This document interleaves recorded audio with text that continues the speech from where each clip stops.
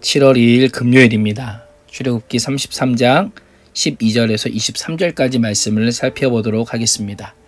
오늘 말씀을 이해하기 위해서는 32장하고 33장의 내용을 좀 우리 친구들이 기억을 해야 되는데요. 이스라엘 백성들이 모세가 오랫동안 산에서 내려오지 않자 어떤 우상을 만들죠? 금송아지 우상을 만듭니다. 그리고 이것이 바로 우리를 애굽에서 인도해낸 신이다라고 그것을 섬기기 시작합니다. 그리고 그 결과 어마어마한 일들이 일어나게 되죠. 우리가 어제 큐티를 좀 생각해 본다면 33장이 매우 충격적인 사건으로 시작이 됩니다. 하나님께서 금송아지를 섬긴 것에 대해서 분노하시고 내가 다시는 너희들과 함께하지 않으시겠다라고 선언하세요. 그들은 아무 능력 없는 우상에게 인생을 맡겼다가 진짜 인생의 주인인 하나님을 잃고 말았던 것입니다. 그들이 이제 그 현실을 깨닫고 나서 가장 먼저 했던 것이 무엇이었어요? 우상을 만들었던 그 재료들, 장신구를 그들의 몸에서 모두 빼어내고 회개하는 마음으로 하나님 앞에 통곡합니다.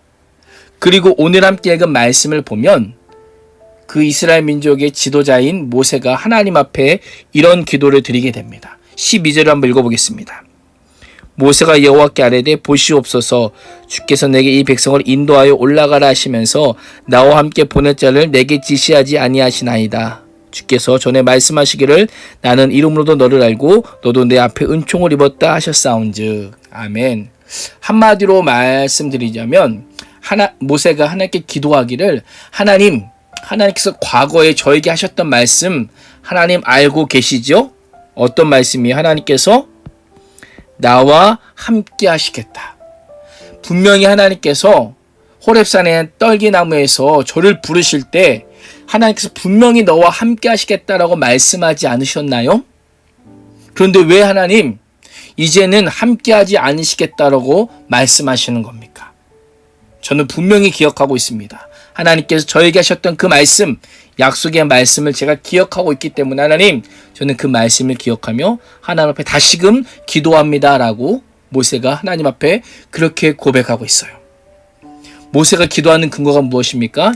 하나님의 약속, 하나님의 말씀을 부여잡고 이스라엘 백성들도 주님께서 끝까지 붙잡아 주시기를 하나님 앞에 요청하고 있는 것입니다. 이것이 바로 우리가 하나님께 기도할 수 있는 근거입니다. 우리가 하나님께 기도할 수 있는 근거가 뭐예요? 하나님의 말씀이에요. 우리가 끈질기게 하나님께 매달리는 것도 중요하지만 더욱 중요한 건 무엇이냐면 하나님의 약속, 하나님의 말씀을 붙잡고 기도하는 것입니다. 우리 친구들과 우리 선생님들은 어떤 기도 제목으로 기도하십니까? 때로는 우리가 우리의 성공을 위해서 기도할 수 있어요. 근데 그 우리의 성공을 위해서 기도할 때도 우리의 그 근거, 기도할 수 있는 근거는 무엇이어야 되냐면 하나님의 말씀이어야 됩니다. 때로는 믿음으로 설 수 있기를 기도할 때에도 하나님의 말씀에 의하여 하나님의 말씀을 부여잡고 기도해야 하는 것입니다. 왜 우리가 그렇게 기도해야 될까요? 14절은 그 답을 알려주는데요. 14절 한번 읽어볼까요? 여호와께서 이르시기를 내가 친히 가리라 내가 너를 쉬게 하리라. 아멘. 뭐라고 말씀하세요? 하나님께서 말씀하시기를 내가 가리라 라고 말씀해요. 하나님께서 모세의 기도에 응답하셔요. 그런데 어떻게 응답하세요? 내가 가리고 내가 갈 것이고 내가 너를 쉬게 할 것이다 라는 것입니다. 쉽게 말하면 하나님께서 모세와는 함께 하실 것이고 모세와는 함께 가실 것이지만 이스라엘 백성들과는 함께 하시지 않겠다. 그들과는 내가 함께 가지 않겠다라는 것입니다. 그러자 모세가 다시 한번 하나님께 기도합니다. 15절 말씀 읽어보겠습니다. 모세가 여호와께 아뢰되 주께서 친히 가지 아니하시려거든 우리를 이곳에서 올려보내지 마옵소서. 아멘. 뭐라고 말씀해요? 뭐라고 고백해요? 주께서 친히 가지 아니하시려거든 우리도 이곳에서 보내지 말라는 거예요. 쉽게 말하면 하나님 없이 이스라엘 백성들만 가나안 땅으로 보내지 말아달라고 기도합니다. 왜 이렇게 기도할까요? 모세는요, 이스라엘이 이스라엘 백성 되는 이유를 정확하게 알고 있었어요. 하나님께서 함께 하시지 않는 이스라엘 백성, 하나님의 백성은 있을 수 없기 때문입니다. 하나님의 백성의 구별됨이 무엇입니까? 그것이 무엇이에요? 하나님께서 함께 하시는 거예요. 하나님께서 함께 하실 때 이스라엘 백성들은 하나님의 백성이 되는 것입니다. 이것이 곧 우리의 정체성이기도 합니다. 우리의 정체성이 무엇입니까? 우리의 정체성은요, 하나님께서 함께 하시는 거예요. 하나님이 함께 하시는 것. 이것이 곧 우리의 정체성입니다. 그런데 어떤 친구들은요, 내가 교회에 다니는 것, 내가 기도하고 찬양하는 것, 내가 말씀을 읽는 것이 자신의 정체성이라고 생각합니다. 물론 이것도 정체성이지만요, 진짜 우리의 정체성은 성령 안에서 예수 그리스도와 함께 하는 것입니다. 주님께서 내 안에 거하시는 것. 예수님과 함께하고 주님께서 내 안에 거하실 때에 우리 안에 자연스럽게 나오는 것이 뭐예요? 교회를 사모하게 되고 예배를 사모하게 되고 기도와 찬양과 말씀을 사랑하게 되는 것입니다. 그것은 우리의 정체성이 바르게 세워지면 자연스럽게 흘러나오는 것들, 사모하게 되는 것들이라는 것입니다. 그래서 우리의 정체성은 무엇이에요? 우리의 정체성은 하나님과 함께하는 것. 이러한 하나님의 대답을 들은 모세가요, 이제는 무엇이라고 고백해요? 하나님께 하나님의 영광을 보여달라고 이야기합니다. 하나님 영광을 보여주십시오. 쉽게 말하면 하나님께서 지금 저에게 이렇게 말씀하셨는데 이것에 대한 확실한 증거를 보여달라는 것입니다. 그러자 하나님께서요, 모세의 요청을 들으시고 모세가 감당할 수 있을 정도의 증거만 보여주십니다. 어떤 증거이시죠? 여기 한번 보시면 21절 보시면 이렇게 말씀합니다. 여호와께서 또 이르시기를 보라, 내 곁에 한 장소가 있으니 너는 그 반석 위에 서라.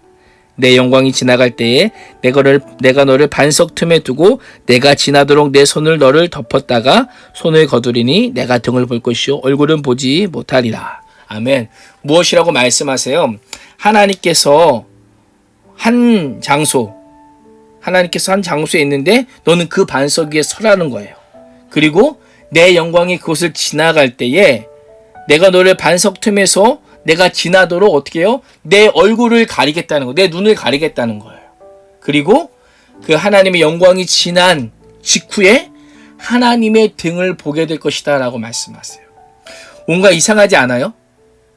하나님이 얼굴을 보여주실 수도 있는데 굳이 어디를 보여주시겠다라고 말씀하세요? 등을 보여주시겠다라고 말씀하시고 얼굴은 보지 못할 것이다 라고 말씀해요. 우리가 누군가를 만난다는 건 어떤 의미예요? 그 사람의 얼굴을 보고 얼굴과 얼굴에 대하여 교제하는 것을 우리는 만난다라고 하는 개념을 사용해요. 그런데 하나님은 얼굴이 아니라 등을 보여주십니다. 그 이유가 무엇입니까? 20절 보시면 또 이르시되 내 얼굴을 보지 못하리니 나를 보고 살 자가 없음이니라. 왜요? 하나님의 얼굴을 보고 살아남은 자가 없기 때문에 그 영광스러운 하나님, 거룩하신 하나님 앞에서 죄악된 인간이 살아남을 수 없기 때문에 모세에게 등을 보여주시는 거예요. 오늘 하나님께서 모세의 기도를 들어주실 뿐만 아니라요, 하나님이 어떤 분이신지를 모세 앞에서 분명하게 보여주십니다. 우리 친구들 어쩌면 오늘 우리의 삶이 그럴 수 있어요. 오늘 묵상하기 말씀을 한번 보시면 우리의 삶이요, 지금은 아무 증거가 보이지 않고 확실한 응답이 들리지 않아도 모세에게 뒷모습이라도 보여주신 하나님께서 나에게도 찾아오셔서 연약한 믿음을 격려해 주실 것입니다. 우리의 삶이 어쩌면 여기까지 아무 증거 보이지 않고 확실한 믿음이 보이지 않는 막막한 우리의 상황일 수 있지만 하나님은 뭘 보여주세요? 모세에게 뒷모습을 보여주시고 그 하나님은 곧 우리에게도 찾아오신다라는 겁니다. 사랑하는 우리 친구들, 오늘 우리의 상황, 어쩌면 코로나 상황이 막막하고 앞으로 언제 끝날지 모르겠지만 때로는 답답해 보일지도 있지만 분명한 것은 무엇이에요? 하나님께서 우리를 찾아오시고 우리의 연약한 믿음을 격려해 주신다라는 것입니다. 오늘도 이 모세와 같은 믿음으로 하나님 앞에 간구하는 우리 하루이기를 간절히 소망합니다. 이 시간 함께 생각하기 말씀을 보겠는데요. 첫 번째 질문입니다. 함께 읽겠습니다. 오늘 하나님께 간절히 기도해야 할 나의 기도 제목, 또 가족이나 친구, 나아가 이 세대를 위해 기도할 기도 제목은 무엇인가요? 라고 하는 질문인데요. 사실 우리 친구들 이 질문은 우리가 지금 1년 넘게 큐티하면서 상당히 많이 받았던 질문입니다. 그런데 저는 이거에 좀 더 어떤 본질적인 부분을 좀 다루려고 해요. 우리 친구들 기도라고 하는 것은요, 오늘 제목처럼 기도는 곧 무엇이냐면, 기도는 곧 특권입니다. 특권. 하나님의 자녀인 우리에게 가장 중요한 특권이 있다면 기도할 수 있는 거예요. 기도 특권이 뭐예요? 특별한 권리예요. 권리. 하나님의 자녀만이 누릴 수 있는 권리. 그러나 이 기도는요, 특권인과 동시에 또 무엇이냐면 의무입니다. 의무. 하나님께서는 우리에게요, 기도할 수 있는 특별한 권리를 주신과 동시에 너희는 내 백성이니 반드시 기도해야 된다. 기도하며 살아야 된다라고 하면서 이 기도의 삶이 우리의 의무임을 알려주셨어요. 그래서 우리 친구들이 기억해야 될 것은 무엇이냐면, 기도라는 것은 우리의 특권이자 우리의 의무이다라는 거예요.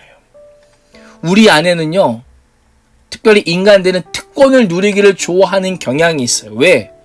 특권은 특별한 사람만 누릴 수 있는 거잖아요. 아무나 누릴 수 없는 거기 때문에 그 특권을 누리고 싶고 또 그것을 마음껏 뽐내고 싶어하는 경향이 있지만 상대적으로 의무에는 충실하지 않습니다. 이 특권은요, 의무와 함께 할 때 더욱 빛나기 마련이에요. 하나님께서 우리에게 주신 기도라고 하는 특권은요, 우리가 우리의 삶 가운데 기도라고 하는 의무를 다할 때 더욱더 그 특권이 빛이 나게 된다는 거예요. 그 특권이 더욱더 많은 사람들에게 유익을 끼친다라고 하는 것입니다. 사랑하는 우리 친구들과 선생님들, 오늘도 하나님께서 우리에게 주신 특권이자 의무인 기도에 힘쓸 수 있는 귀한 하루가 되시기를 주님의 이름으로 축복합니다. 기도하겠습니다. 하나님께 범죄하여서 영적인 위기에 빠진 이스라엘 백성들을 위해 기도했던 그 모세의 간구를 들으시고 확실한 증거를 보여주신 그 하나님의 은혜에 감사합니다. 우리 또한 오늘날 영적 위기에 빠진 대한민국, 또 우리의 가정, 우리의 친구들을 위해서 기도합니다. 모세와 같은 마음과 믿음으로 기도하게 하여 주시고 기도할 수 있는 특권이 우리에게 주어졌음에 감사하면서 기도의 힘쓰므로 날마다 하나님의 백성다운 의무를 잘 감당하게 하여 주옵소서. 예수님의 이름으로 기도합니다. 아멘.